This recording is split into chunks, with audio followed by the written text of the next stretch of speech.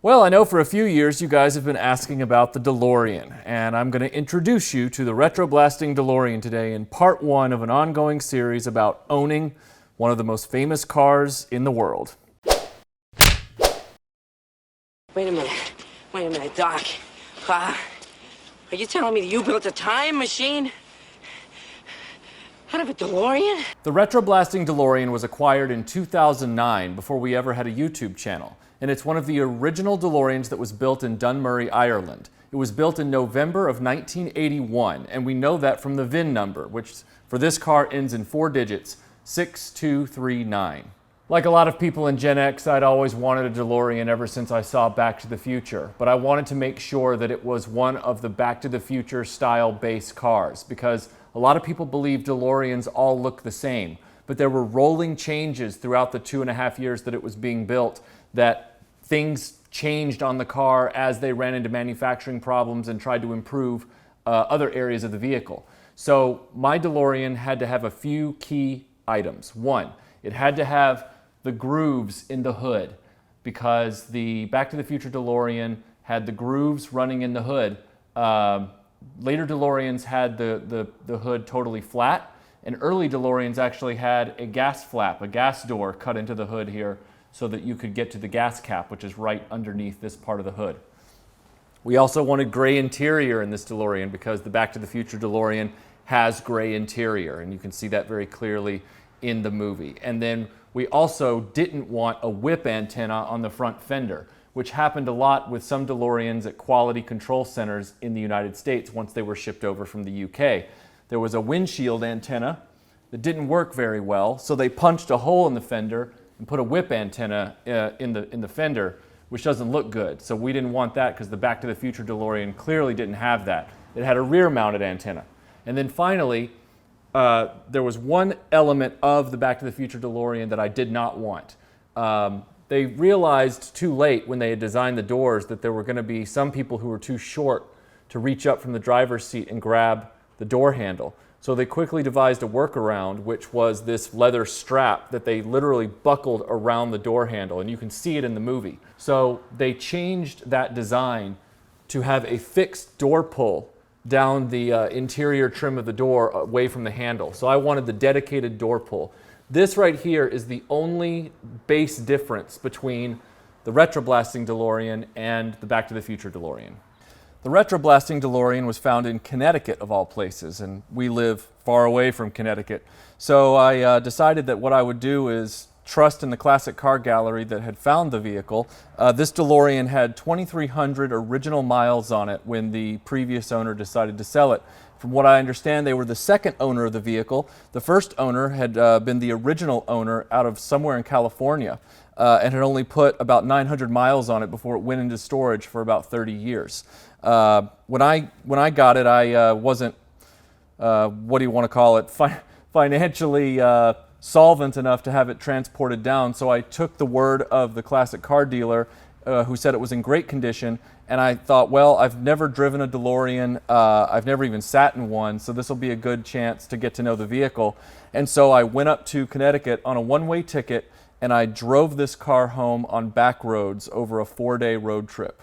And it was one of the best memories of my life, honestly. It was harrowing at times, it was surreal at times. It was May of 2009, and I happened to go through, because I didn't want to take the interstate and have rocks thrown up on the car, I went back roads, and so I happened to go through every little town in Virginia on May Day, and I ended up at the tail of 2 or 3 parades, so they thought I was actually part of the parade, which was really weird.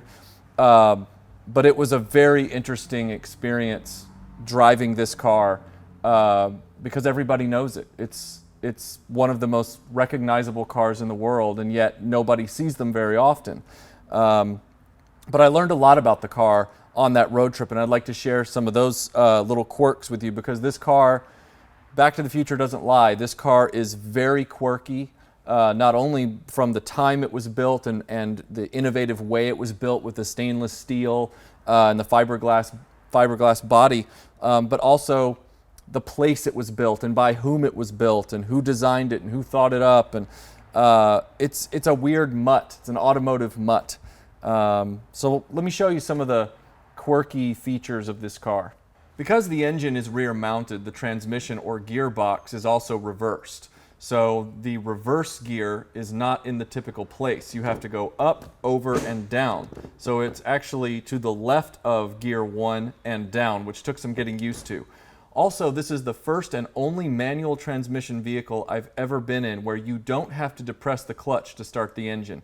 For whatever reason, there's a quirk in DeLorean's engineering where you can just put the key in and start it like an automatic, which is very strange. John DeLorean, he was adamant that American executives love to play golf and they wanted to be able to fit golf clubs inside their car. So they couldn't have a bulkhead wall behind them with a mid-mounted engine. So John DeLorean demanded that the engine be pushed 10 to 12 inches back so they could put a luggage shelf there so that they could put golf clubs in the car. Another quirk of the DeLorean due to highway regulations and vehicle regulations of the time was that the DeLorean speedometer doesn't actually go past 88. As a matter of fact, it doesn't go past 85. But that's okay because Back to the Future was set in 1985, so that's cool. But in the movie itself, not only did they put a Porsche engine over the sound of the car in post to make it sound throatier because the engine on the car isn't all that fast, they also made sure to insert a speedometer that went well over 88 miles an hour, so it made the car cooler.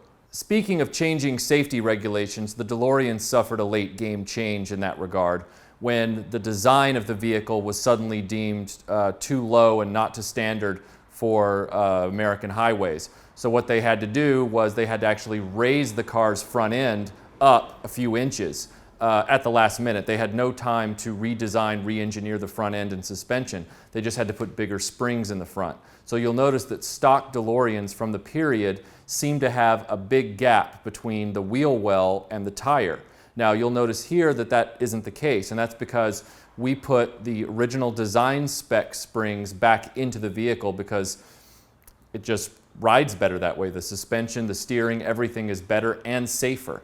Because the engine is in the back, as I've said, the front grille is purely cosmetic. It doesn't actually flow air into anywhere.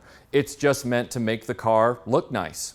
Because the engine's in the back, the only thing in the front is the luggage compartment, which is very shallow, accompanying the sort of spare tire storage area, which the spare tire is no good in a DeLorean because once you change the tire to the spare donut, there's nowhere to put the original tire and wheel. You'd have to leave it on the side of the road, which is a real problem for this car.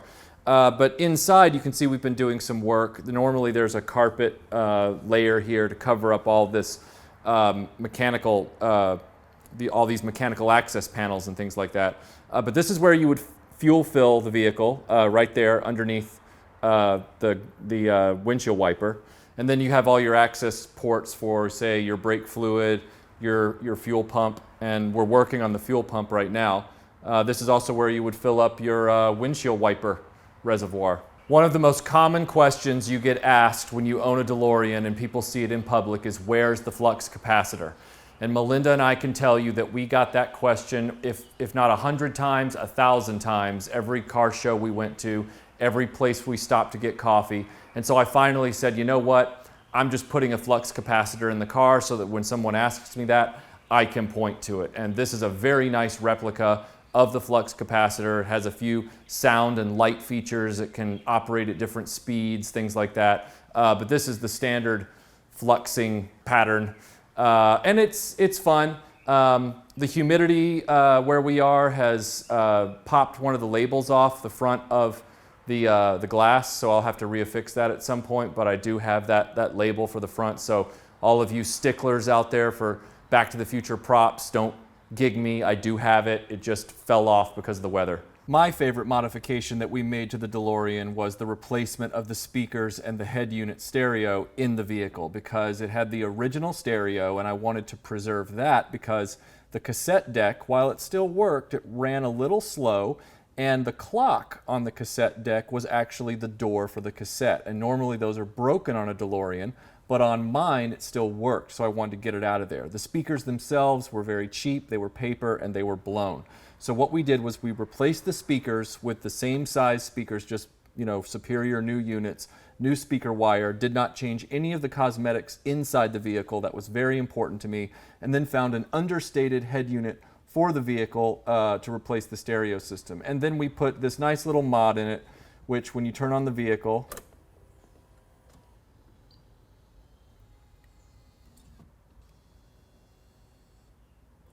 does the time circuits from Back to the Future, which is very cool.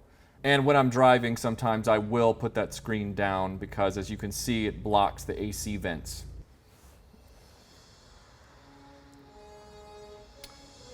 And there you have it. So that's sort of the overview of the RetroBlasting DeLorean 6239. Eventually I'll be doing a video regarding how I maintain the vehicle, when it goes out for drives, things like that. That's going to be a while because we're still working out a few mechanical issues. The only work I've never done to the car is air conditioning. I do all of the maintenance on this car myself, and I'm very proud to say that since I've owned it for 9 years now. It's a beautiful vehicle. It's the icon of the 80s, and we're very proud to own one here at RetroBlasting HQ. So I hope this has been fun. There will be more videos about the DeLorean in the future. But in the meantime, look forward to some of our other videos coming out soon. Thanks for watching this, and we will see you on the next video.